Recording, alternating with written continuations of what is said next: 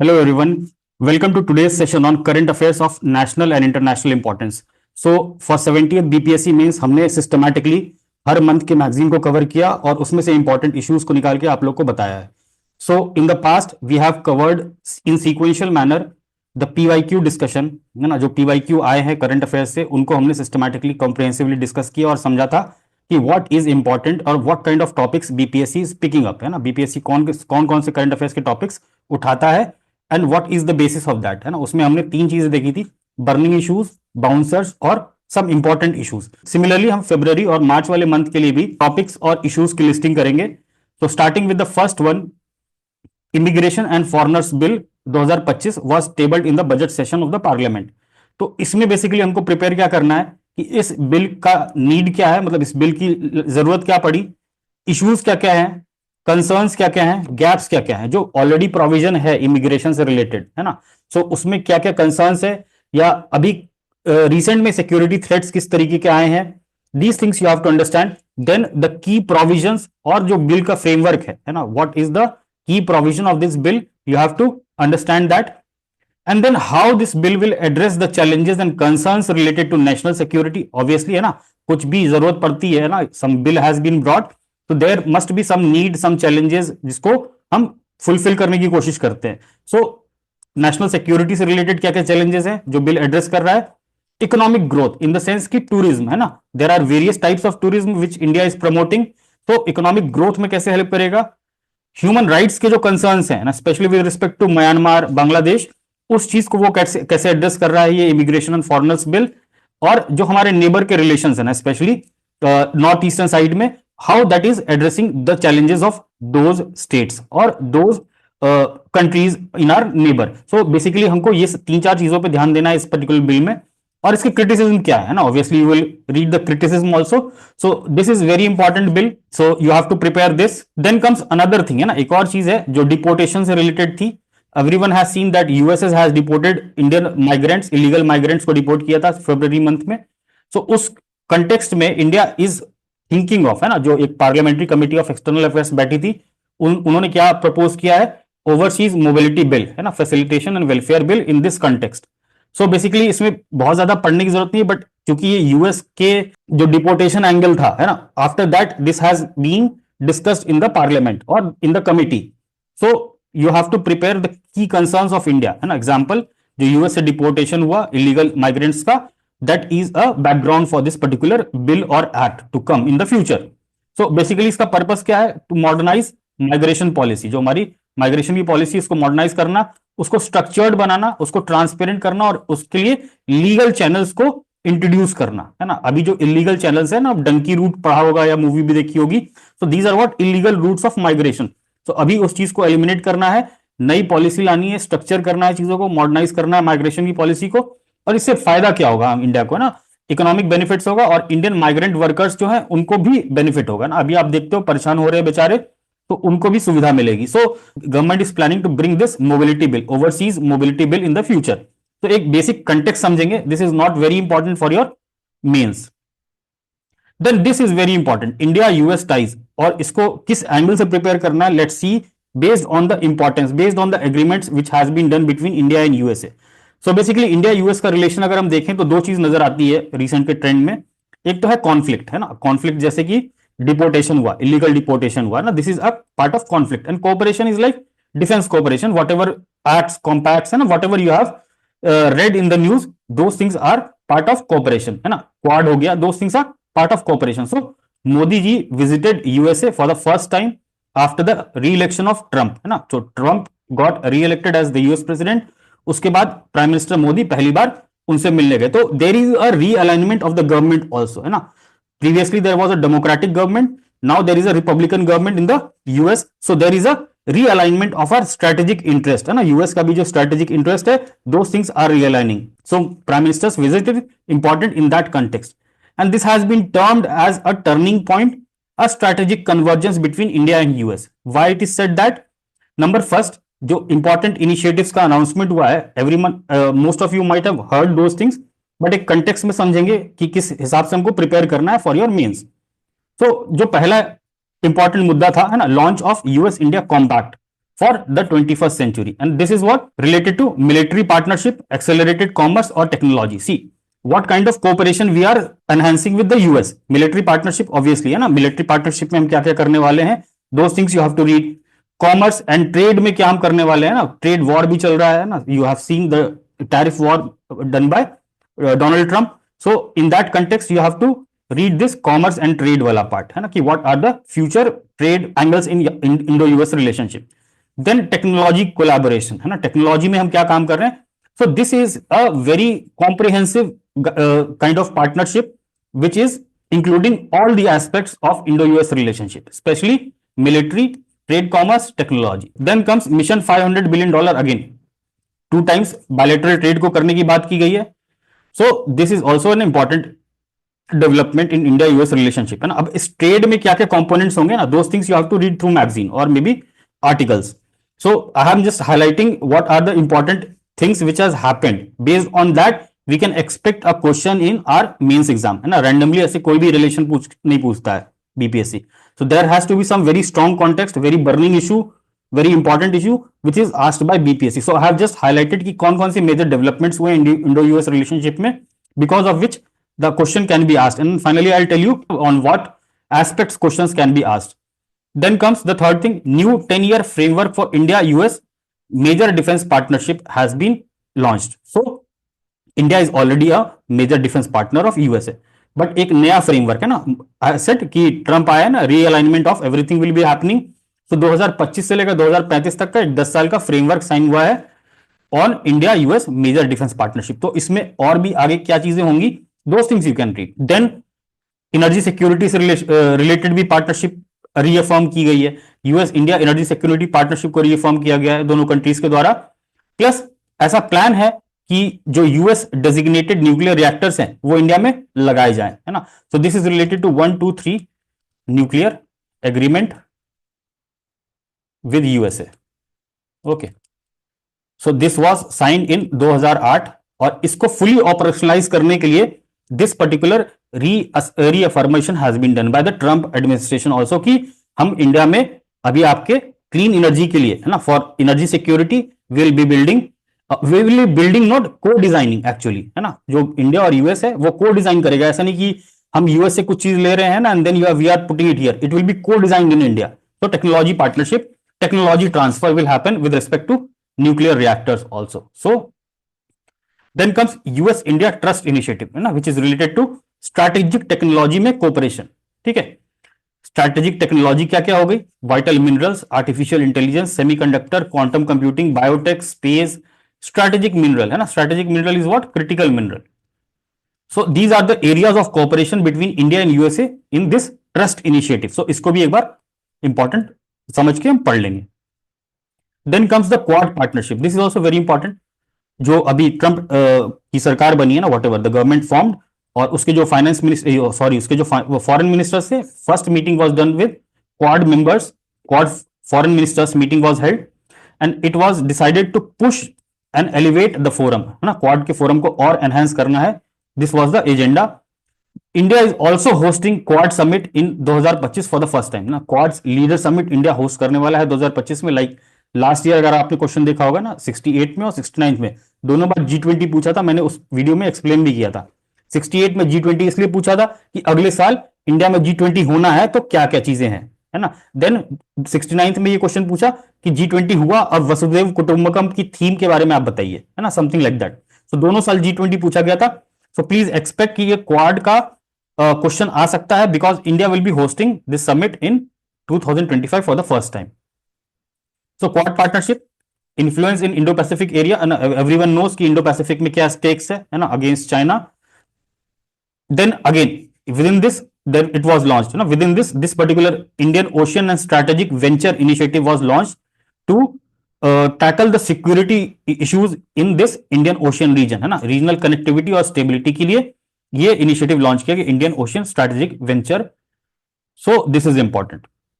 Then these things are also important. अभी मोदी जी गए थे तो एक्स्ट्राडिशन ऑफ तहव्वुर राणा है ना, he was a designated terrorist in the Mumbai attacks.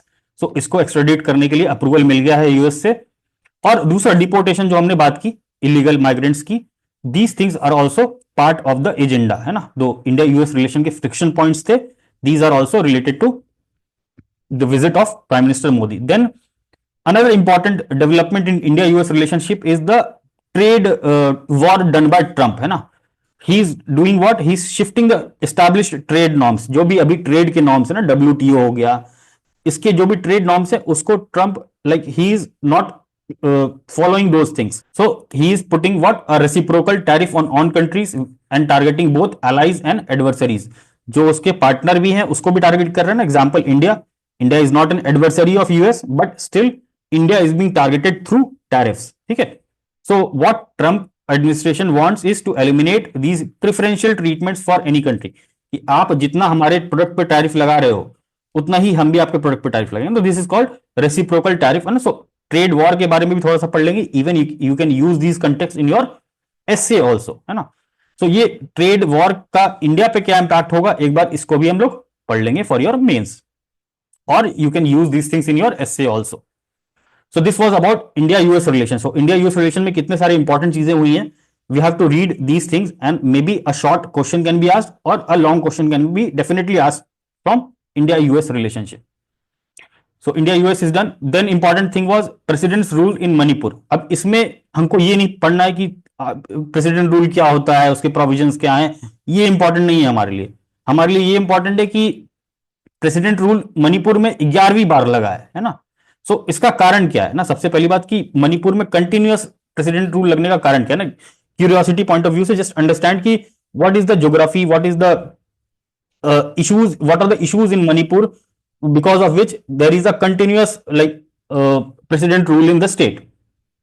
और इस पर्टिकुलर कंटेक्स्ट में what you have to read, why unable to resolve crisis, तो मणिपुर का क्राइसिस इतना लंबा क्यों चल रहा है ना, what are the reasons which are still plaguing Manipur. तो ये एक एंगल आप 3-4 पॉइंट प्रिपेयर करोगे। देन वाई प्रेसिडेंट रूल, है ना, रीजन में प्रेसिडेंट रूल क्यों लगा, है ना, इसी चीज में कवर हो जाएगा ये। एंड देन इसका इंप्लीकेशन क्या होगा स्टेट के ऊपर और नेशनल पॉलिटिक्स के ऊपर, है ना। So this you have to slightly prepare. Then comes another important burning issue which was in news is the delimitation का issue. Delimitation protest rocks parliament, both house adjourned. So again in the budget session this was happening. And what was happening, DMK MPs staged protests outside parliament over the issue, alleging that the delimitation exercise would result in reduction in Lok Sabha seats in the southern states. So overall census होना है ना, everyone knows कि census अभी हमारा होना है, और 2026 तक जो हमारी सीट्स हैं, पार्लियामेंट्री सीट्स हैं, वो फ्रीज कर दी गई थी based on 84th constitutional amendment act 2001। सबने प्री में पढ़ा होगा ये सब चीजें। So, अब जो सेंसस होना है उसके बेसिस पे डिमिलिटेशन एक्सरसाइज होना है, और पार्लियामेंट की सीट्स बढ़नी है ना। नए पार्लियामेंट बना था इसीलिए बना था ताकि हम डिलिमिटेशन एक्सरसाइज होगा। अभी 543 सीट्स है तो 700 समथिंग सीट्स होने वाली है। सो ऑब्वियसली डिलिमिटेशन एक्सरसाइज होगा, और डिलिमिटेशन एक्सरसाइज का जो क्राइटेरिया है that is based on population, कि आपके स्टेट की पॉपुलेशन कितनी है उस बेसिस पे आपको सीट्स मिलेंगी। तो अगेन तमिलनाडु का ये कहना है, तमिलनाडु और इन जनरल सदर्न स्टेट्स का ये कहना है कि जो हमने पॉपुलेशन कंट्रोल किया है ना, नाउ वी आर बीइंग पीनलाइज्ड, हमने इकोनॉमिक डेवलपमेंट किया, हम ज्यादा टैक्स पे करते हैं, but we will be having less say in the national politics, less representation in the parliament. So again this issue is important ना, डिलिमिटेशन इशू वैसे भी समझना, आपको समझ लेना।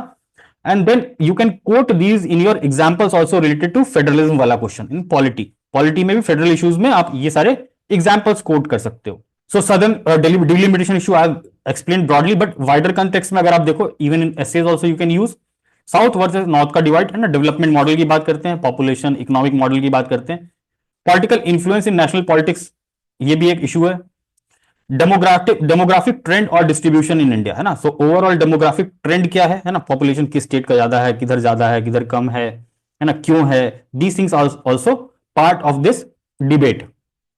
तो डिलिमिटेशन क्राइटेरिया मैंने बताया, पॉपुलेशन डायरेक्टली प्रोपोर्शनल स्टेट से है, सीट से है, सॉरी। सो जिसका ज्यादा सीट्स होगा, है ना, उसका बोलबाला ज्यादा होगा पार्लियामेंट में, उसका बोलबाला ज्यादा होगा नेशनल पॉलिटिक्स में। So again southern states are having a big concern about this.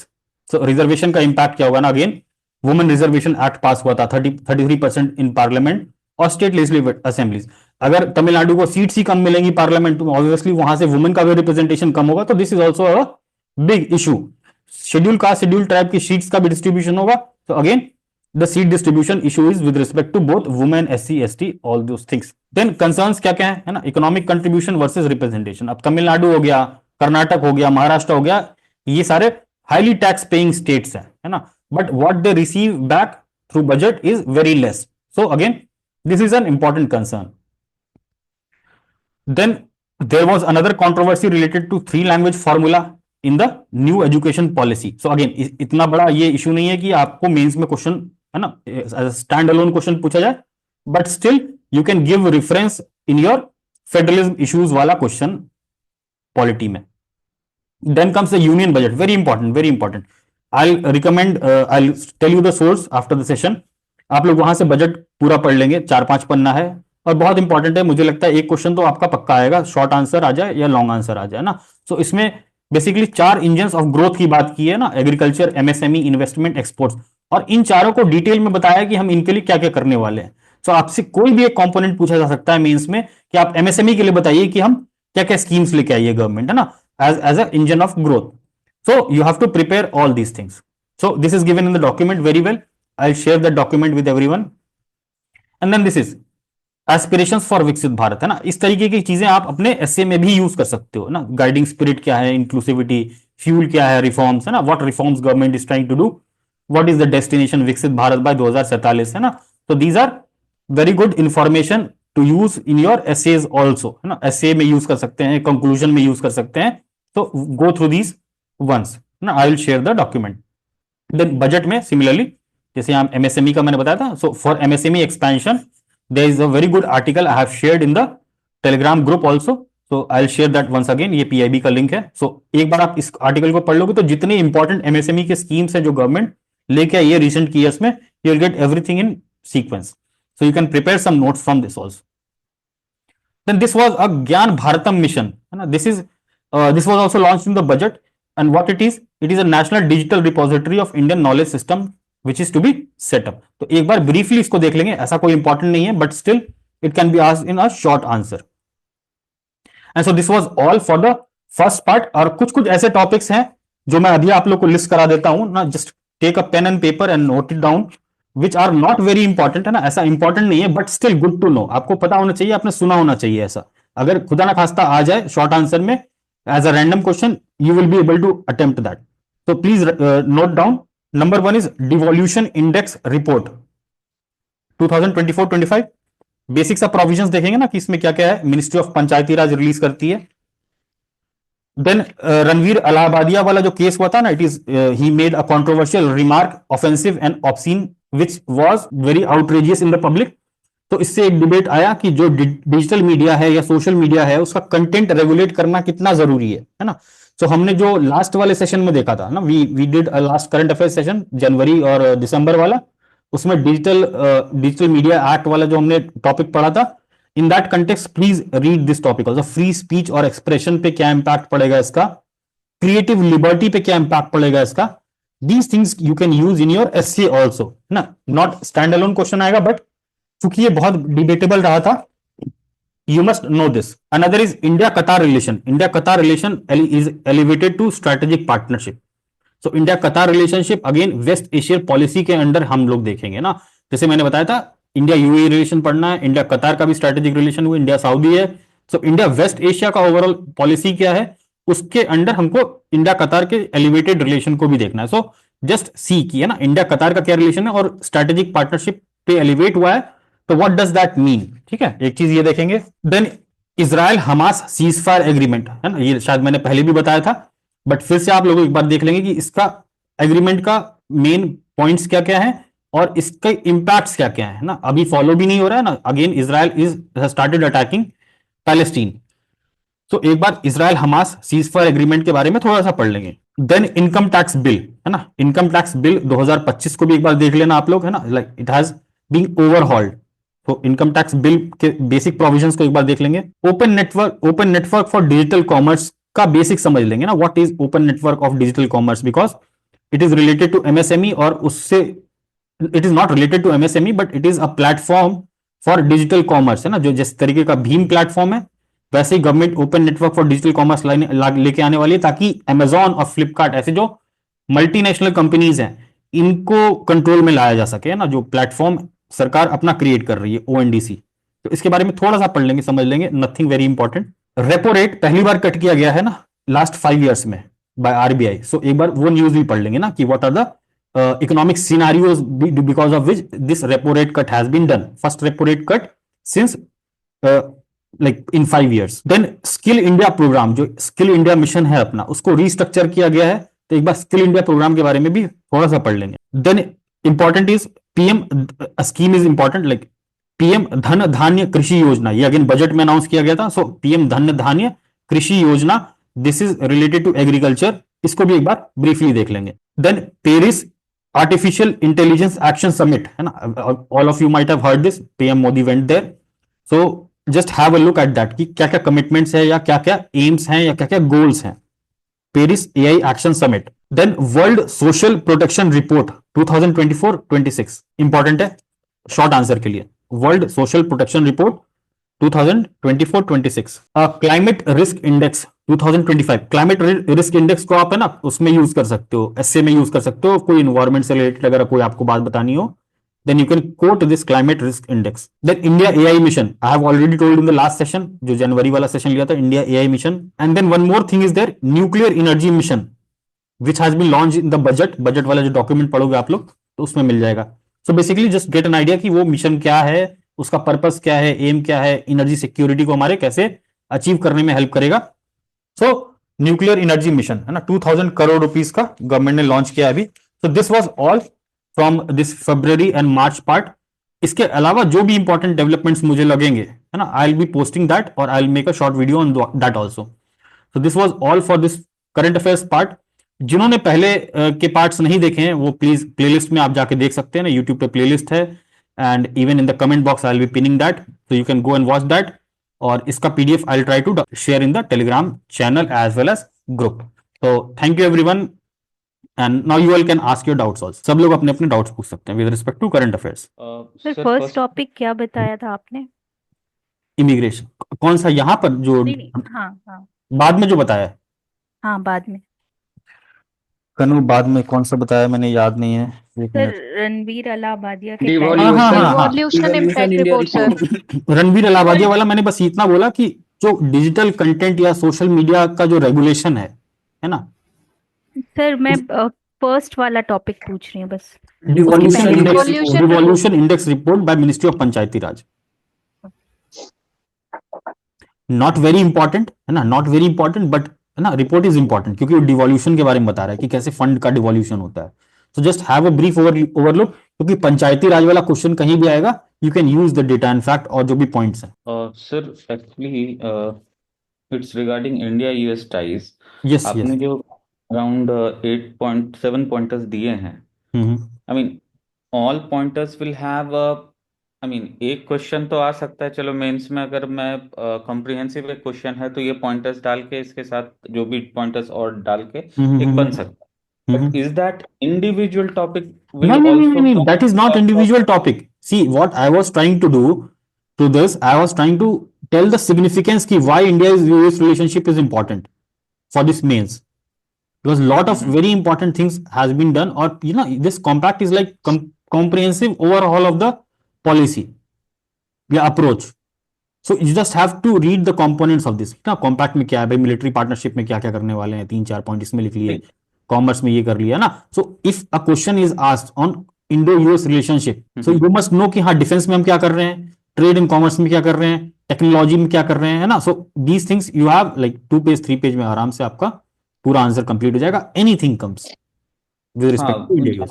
एक क्वेश्चन अगर हम कह सकते हैं कि यूएस इंडिया ट्रस्ट इनिशिएटिव जो है, इसमें अलग से अलग जो 5-6 पॉइंटर्स हैं, वो इटसेल्फ एक स्मॉल क्वेश्चन बन सकता है। मैं इसलिए आपको पूछ रहा था। नहीं, क्वेश्चन स्मॉल क्वेश्चन नहीं बनेगा आईआर में, small question I don't think it will B. Okay. और स्पेशली इसको डिफेंस के हिसाब से प्रिपेयर करेंगे, इंडिया यूएस डिफेंस रिलेशनशिप, मतलब अगर स्पेसिफिक प्रिपेयर भी करना हुआ लॉन्ग तो डिफेंस वाले पार्ट पे ज्यादा फोकस करेंगे, because everything you see is related to defence, either defence और टेक्नोलॉजी, दो ही चीज में इंडिया यूएस आगे चल रहा है अभी। अब वो पीपल टू पीपल वो सब चीजें नहीं पढ़ेंगे ना बहुत ज्यादा, डिफेंस में अपने को पता होना चाहिए ना, see how many things are there. अभी इसमें आप हर में सर्च करने लग जाओगे ना, सेमीकंडक्टर वाला मैंने लास्ट वाली क्लास में ही बताया था, इंडिया यूएस का सेमीकंडक्टर मिशन लॉन्च हुआ है, with respect to quantum computing, AI also. So just know the names और policy का initiative क्या है, बस एक एक लाइन में. So you will have quad is very important है ना, quad को prepare कर लेंगे थोड़ा सा अच्छे से. Quad I have put question in the test also. Paper leak कर दिया मैंने थोड़ा. एक सर क्वेश्चन मेरा एक डाउट है सर। सर मैं सर जस्ट एक पूछना चाह रहा था सर, जो भी एक मिनट एक एक करके पूछ. कौन पूछ रहा है? ऋषभ पूछ रहा है वो. हाँ सर हाँ सर ऋषभ. मैं पूछ रहा था, गवर्नमेंट स्कीम्स जो है सर वो